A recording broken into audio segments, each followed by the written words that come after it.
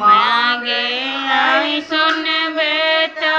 अब न बेसी कहबोगे कानी कानी का मरबोगे